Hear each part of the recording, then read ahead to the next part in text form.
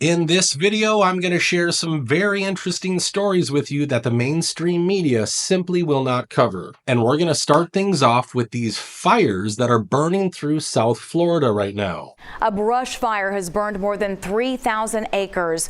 Card Sound Road and US 1 are closed due to the fire. Once again, we're seeing more and more fires, and it's the frequent nature of these and the timing that's not normal. For instance, did you know that we've already had 50% more wildfires in 2025 than the previous 10-year average? And yes, you can say we're just having an abnormal fire season, but we also just had an abnormal hurricane season. As we go to air tonight, residents of Florida are bracing for a once-in-a-century storm as Category 5 Hurricane Milton barrels towards Tampa Bay. So I'm going to leave this story with one simple question. What are the chances of all these disasters striking this country simultaneously? The next story I want to cover will explain why Chuck Schumer surrendered to Donald Trump and killed any chances for his party in future elections. Now, I'm sure some of you have heard that old Chuck here was threatening to stop the CR bill. Should be a bipartisan effort, but Republicans chose a partisan path, drafting their continuing resolution without any input from congressional Democrats. Because of that, Republicans do not have the votes in the Senate to invoke cloture on the House CR. And then, for some reason, he changed his mind and voted in its favor. While the CR bill is very bad, the potential for a shutdown has consequences for America that are much, much worse. I believe it is my job to make the best choice for the country to minimize the harms to the American people. Therefore, I will vote to keep the government open and not shut it down. Now, he got slaughtered for this, and rightfully so, because he gave away the only leverage the Democrats had. And it gives me no pleasure to say this to you because we are friends, but I think you caved. I think you and 9 other Democrats caved. This is a problem for our leader. It is, because I think that the anger and the angst is boiling up from the grassroots right now. But your question and yours, it is about what comes next. I myself don't give away anything for nothing. And I think that's what happened the other day. We could have, in my view, perhaps gotten them to agree to a third way. Now, he said he had done it because Donald Trump would destroy the country if a federal shutdown had taken place. Allowing Donald Trump to take even much more power via a government shutdown is a far worse option. Some Republicans were even naive enough to think that this evil man was an ally, but the truth is way worse. You see, this old man is a pawn of Wall Street. His son-in-law has worked as a lobbyist for Blackstone, which I'm sure you know is the biggest corporate landlord on this planet. But meanwhile, Chuck Schumer's son-in-law, this is very relevant, just landed a cozy job over at private equity group Blackstone. That report also says that in the past 3 years, rents in those buildings have gone up nearly double the market average. That's right, and one of those Blackstone-owned properties is here in National City behind me along B Avenue. In fact, Schumer's relatives and former staffers have lobbied for the Blackstone Group, Amazon, Intel, and Google, among other corporate giants. And as if that wasn't enough, this greedy man was also the biggest recipient of donations from BlackRock. In fact, he received a fat check of $100,000 from BlackRock in the 2022 election cycle. And on top of all of this, he's also made millions of dollars from Wall Street. How are politicians getting rich by working a public service job? Let's break it down. Nancy Pelosi's salary, $223,000. Her net worth, $202 million. Mitch McConnell, $200,000 salary, net worth, $95 million. Chuck Schumer, $210,000 annually, net worth, $75 million. And Elizabeth Warren, $285,000 annual salary, net worth $67 million. Elon Musk asked today, did these people start companies? Are they NBA stars? Where did all this money come from? Here's how it can work. Members of Congress can trade stocks, options, and even buy crypto while writing laws that affect the economy. And guess what? Many of them outperformed the market. And right now, 4 megabanks on Wall Street are holding $3.2 trillion in uninsured deposits. And if the market goes south, they're going to lose big. So there was no way this guy would have caused a shutdown, because that would have been catastrophic for the people who own his ass. And I'm telling you all of this to explain one simple thing. Wall Street doesn't give a if you're a Democrat or a Republican. They've invested billions to get these people elected so they can make these politicians do anything they want, even if it destroys their political goals. And that's exactly what happened, and Chuck Schumer's greed tanked the ratings for his party. But this is what's happened since the election.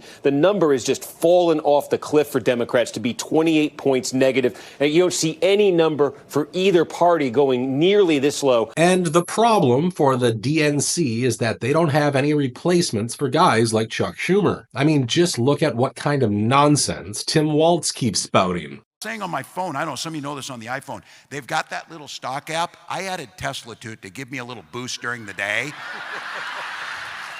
225 and dropping. So, and if you own one, we're not blaming you. You can take dental floss and pull the Tesla thing off, and take out, just telling you.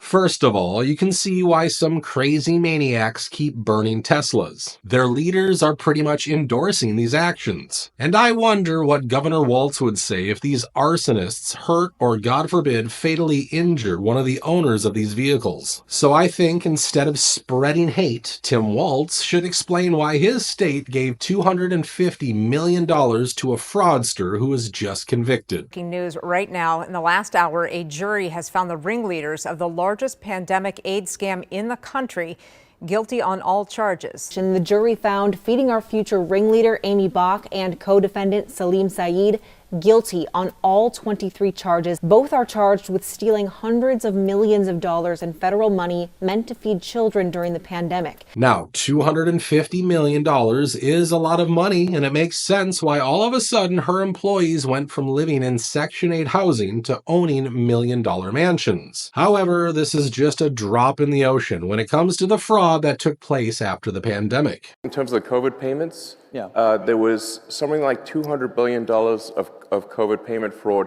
taken by fraudsters out of the country. Out of the country, yeah. That's like I think, listen, if there's going to be fraud, it should at least be domestic. Yeah. So, Director Smith, do you agree with Mr. Sheridan, or have you ever encountered a larger fraud scheme?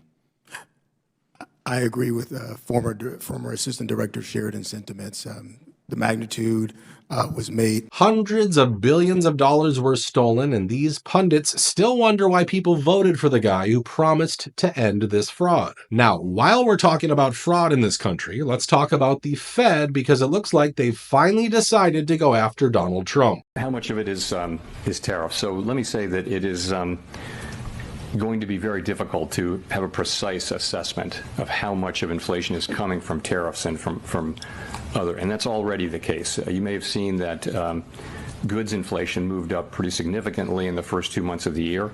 Trying to track that back to actual tariff increases, given what was tariffed and what was not, very, very challenging. So some of it, the answer is clearly some of it, a good part of it is coming from tariffs. Now, I've explained many times why this particular organization holds more power than anyone else in this country, which means Jerome Powell is not an old man in a suit. The fact that he still has his job shows you how much influence he has. And I think the people at the Fed are telling our president that he should give up on these tariff wars. Moving on, another story I want to talk about involves a shooter who created chaos near the CIA headquarters only hours after the release of the JFK files. Quite odd, and we'll get up to date on what's happening. That's Langley right there in the box.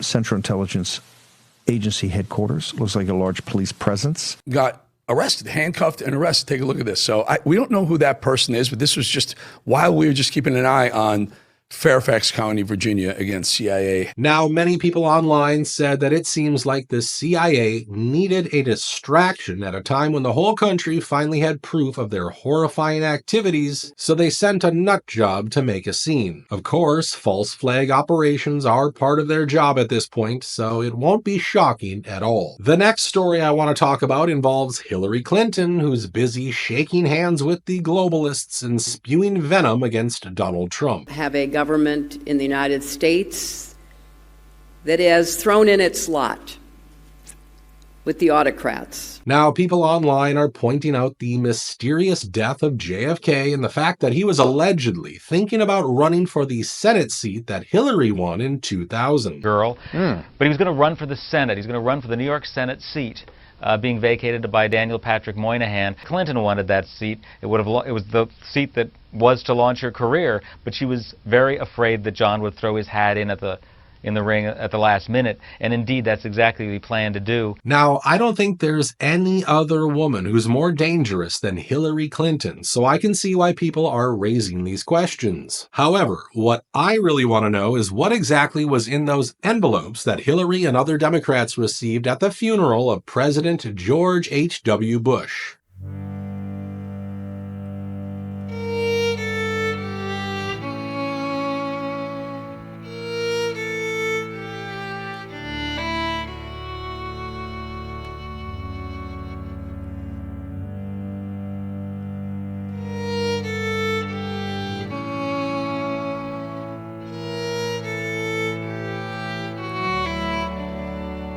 Funny enough, Donald Trump and Jimmy Carter were the only ones who did not get those envelopes, so I guess they weren't invited. We're going to end today's video right there. Feel free to share your thoughts about all of these stories in the comments down below. Thank you so much for watching today's video, and I'll see you in the next one.